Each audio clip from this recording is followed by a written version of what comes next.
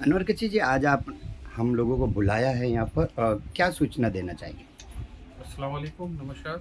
आज मेरे परवीन आपा के यहाँ पे मुख्यमंत्री लाडली बहन योजना के फॉर्म भरे जा रहे हुँ, हैं। काफ़ी 8 दिनों से काम चालू था। मेरे को बुलाए थे, बहुत दिनों से बुला रहे, मगर मैं आ नहीं पाया। तो आज वही देखने आया था, तो काफ़ी तादाद में फॉर्म भर रहे और कुछ कारपोरेशन के अधिकारी भी आए थे उनको मार्गदर्शन करने के लिए। तो उसी के सिलसिले में मैं आया था, तो बोला आपके ज़रिए बताऊं, लोगों को पता चले कि कादर पैलेस के अंदर परवीन आपा जो है उनके यहाँ पे भी फॉर्म भरे जा रहे और निःशुल्क भरे जा रहे। कोई जेरॉक्स का भी पैसा नहीं ले रहे और कोई फॉर्म का भी पैसा नहीं ले रहे। ये बोलने का मतलब ये था कि जैसे कि आपने देखा कुछ दिनों पहले, आपको भी मैंने न्यूज़ दिया था। आसरा एनजीओ। हाँ, तो वो पैसे ले रहे थे, कुछ 100 रुपया कुछ ले रहे थे, बाकी बाद में उन्होंने बंद कर दिए। तो मैं उनका शुक्रिया अदा करता हूँ, मगर उनसे मैं एक रिक्वेस्ट ये भी करूँगा कि आप भी निःशुल्क थोड़ा काम करो, मुमरा के लोगों की सेवा करो, तो बहुत अच्छा है। और दूसरी बात, जहांगीर भाई, खास करके आपको बुलाने का मकसद ये था कि मुमरा के अंदर एक अफवाह चालू है कि ये जो फॉर्म भर रहे हैं मुख्यमंत्री लाडली बहन योजना, तो उसके अंदर का नीचे का जो ओटीपी वाला एक पैराग्राफ बना के लोगों को बताया जा रहा है कि ये है ना एनआरसी का चालू है। तो ये हमारे विरोधियों का एक ये साजिश है। उसके तहत मुमरा के लोगों को इस योजना से महरूम रखना चाहते हैं। इन्होंने तो कुछ किया नहीं। अब ये जो माननीय मुख्यमंत्री एकनाथ जी शिंदे साहब कर रहे हैं, तो वो नहीं कर होना चाहिए, लोग फॉर्म नहीं भरना चाहिए, इसके लिए करके नए नए फंडे निकाल रहे हैं। और दूसरी बात ये, और एक अफवाह ये चला रहे, कुछ उद्धवगढ़ के भी लोग हैं और कुछ राष्ट्रवादी के भी लोग हैं, कुछ एनजीओ वाले हैं, ये अफवाह फैला रहे। अभी तो क्या 2-3 महीना सरकार चलने वाली है, बाद में कुछ नहीं भरेंगे, काय के लिए भरते।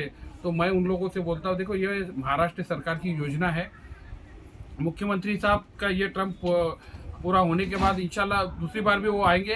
अगर वो दूसरी कोई सरकार भी आती है तो ये योजना एक बार बन जाती है महाराष्ट्र गवर्नमेंट की, तो वो कोई 3 महीने के लिए नहीं होती है, वो कायम के लिए होती है। जैसे कि एक संजीव गांधी योजना है, उसके अंदर महिलाओं को 1000 रुपये आता है। तो ये योजना एक बार लागू हो गई तो हो जाती है। तो मुमरा के लोगों से मैं ये गुजारिश करूंगा कि किसी की अफवाह में मत आओ। और ये कोई पार्टी का ये नहीं है, एजेंडा नहीं है, ये महाराष्ट्र सरकार का एजेंडा है और ये गरीबों के लिए है।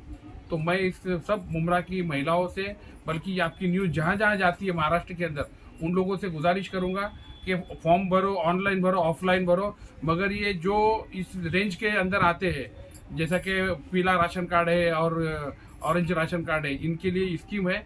तो मैं गुजारिश करूंगा कि आप महाराष्ट्र में रहते हैं, अगर 15 साल से आपके पास डॉक्यूमेंट्स है, तो जो जो डॉक्यूमेंट्स की ज़रूरत है वो डॉक्यूमेंट्स भरो और फॉर्म भरो। आपके घर में 21 साल से लेके 65 साल तक का रेंज दिया है। इसके अंदर के जो लोग रहेंगे, 21 के ऊपर और 65 के अंदर, इनके लिए ये स्कीम लागू है। और आप अगर एक फैमिली के अंदर 2 जन है तो भी उनके लिए फ़ायदा हो जाएगा कि एक जन को 1500 आएंगे, 2 जन को 3000 आएंगे। लोगों की शिकायत है कि किस तरह से थाना अगर लिखते हैं उसके अंदर फॉर्म फिलअप नहीं हो रहा है, यानी कि वो एक्सेप्ट नहीं किया जाता है, मुंबई लिखते ही एक्सेप्ट हो जाता है। क्या है इसकी जानकारी आपके पास? नहीं नहीं, ऐसी कुछ भी नहीं है। जहाँ तक मेरे को मालूम है, परसों के दिन मैं डोंबिवली में एक प्रोग्राम में गया था, तो माननीय कलेक्टर साहब वहाँ पे थे, थाना की जिला कलेक्टर थे। उन्होंने बताया कि कुछ ये चालू होकर 8 दिन हुआ था, उसके अंदर 65,000 फॉर्म अभी तक सिलेक्ट हो गए थे। और हमारे इधर चरनीपाड़ा के अंदर एनजीओ भी है और आंगनवाड़ी है, उनके भी फॉर्म ये हो रहे और ओटीपी आ रही है। तो कहीं कहीं देखो, अभी एक साथ में एकदम बोझ आ जाता है तो कहीं ना कहीं थोड़ा प्रॉब्लम होता है। उसके लिए क्या करेंगे आप उस प्रॉब्लम को सॉल्व नहीं, करने के लिए? प्रॉब्लम अभी एक ही साथ क्राउड आ गया पूरा, तो होने वाला। अभी इसके लिए 2 महीने की स्कीम का था, 15 ये 31 अगस्त तक का दिया है, तो अभी 15 दिन हुए, अभी 1.5 महीना हमारे पास है। और आहिस्ता आहिस्ता लोड कम होएगा, सर्वर जो जाम है वो फ्री हो जाएगा। शमीम खान ने 8 जगह मीटिंग लगा दी, सिटिंग एमएलए जितेंद्र अवार्ड सर्वे कर रहे हैं। सुबह में एसडीपीआई पार्टी ने भी पूरा मुमरा का खड्डे वगैरह दिखाए, उसके बाद में सिटिंग एमएलए जितेंद्र अवार्ड 8 जगह दौरा करने के बाद में कहते हैं मुमरा शहर के अंदर इलीगल जिनकी टैपिंग की गई है उनके ऊपर 353 का मामला दर्ज करके उनको जेल भेज दो। नहीं, जितेंद्र अवार्ड साहब बोले तो उसके ऊपर हो गया मेरे ख्याल से, क्योंकि अभी मुमरा के जो उनके खिलाफ जो लोग हैं, उनके ऊपर वो 353 की केस लागू कराएंगे और वो अपनी जगह क्लियर कराएंगे। तो मैं जितेंद्र अवार्ड साहब से एक सवाल मेरा ये है कि आपके जितने पालतू जो बिल्डर है, अनलीगल बिल्डिंग बना रहे हैं, उनके ऊपर कौन सा केस लगाएंगे आप? अभी जो कुछ दिन पहले आपको मालूम होएगा, राजन किले के ऊपर उन लोगों ने ये 50 लाख की कुछ खंडनी का वो डाले थे, तो वो लोग भी कुछ उद्धवगढ़ के थे शायद, ऐसा मेरे को मालूम पड़ा है, या राष्ट्रवादी का बिल्डर था। तो ये जितने भी मुमरा के अंदर बिल्डर हैं ना, ये सब राष्ट्रवादी के, तो ये जो बिल्डर के ऊपर कौन सी केस लगाएंगे? उसके ऊपर MRT भी नहीं लगाएंगे। और जो कब्रस्तान की मट्टी खा गए बेच के 15 करोड़ के घपला के, उसके ऊपर कौन सी केस लगाएंगे? इलीगल टैपिंग जीपी बिल्डर करते हैं या गरीब झोपड़े वाले? मेरे ख्याल से मुमरा के अंदर है ना 5% भी नहीं रहे होंगे झोपड़े, क्योंकि जितने झोपड़े थे इन लोगों के, जितने कार्यकर्ता दादागिरी करके वो रूम तुड़वा के वहाँ पे बिल्डिंग बनवा दिए। जीपी या टीएमसी? जीपी, टीएमसी बन रही है ना। जो जितने रिजर्वेशन थे ना, वो रिजर्वेशन खा लिए इन लोगों ने।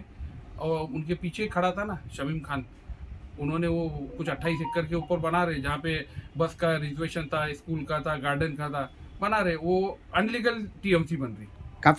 काफ़ी टाइम से मैं लोगों से नहीं मिला, इसलिए आज दौरा किया है, इसका इंतज़ाम किया शमीम खान ने, ऐसा सिटिंग एमएलए जितेंद्र आवाड का मेरे कहना ख्याल से था। आउट ऑफ इंडिया गए होंगे कहीं पे, वो तभी इसके लिए उनको आना पड़ा इधर।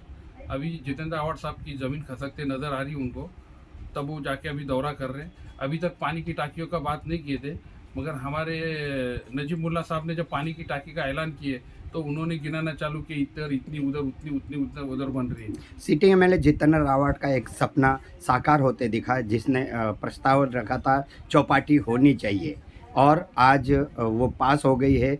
कॉन्ट्रैक्ट उनको नहीं मिला, लेकिन उनके सपने साकार होते दिख रहे। माशाल्लाह, बहुत अच्छी बात है, उन्होंने सपना देखा, उनका साकार हुआ। मगर आवाड साहब, मुमरा के लोगों का भी एक सपना था कि सरकारी हॉस्पिटल हो जाए, स्लाटर हाउस हो जाए, टॉरेंट यहाँ से चली जाए, हज हाउस बने, गर्ल्स हॉस्टल बने। तो मुमरा के लोगों के सपनों के ऊपर आपने पानी फेर दिया, उसका क्या? अब जैसे कि इलेक्शन बहुत ही करीब में है, आपने खासदारी का इलेक्शन देखा, अब देखेगी मुमरा की जनता आमदारी का इलेक्शन, यानी कि एमएलए चुन के देंगे। एमएलए के लिए विरोधी ज़्यादा हो रहे हैं, तो उसके ऊपर आप क्या कहेंगे? नहीं, विरोधी देखो, जो अभी मैं उनको काम आपको गिना देता हूँ। जो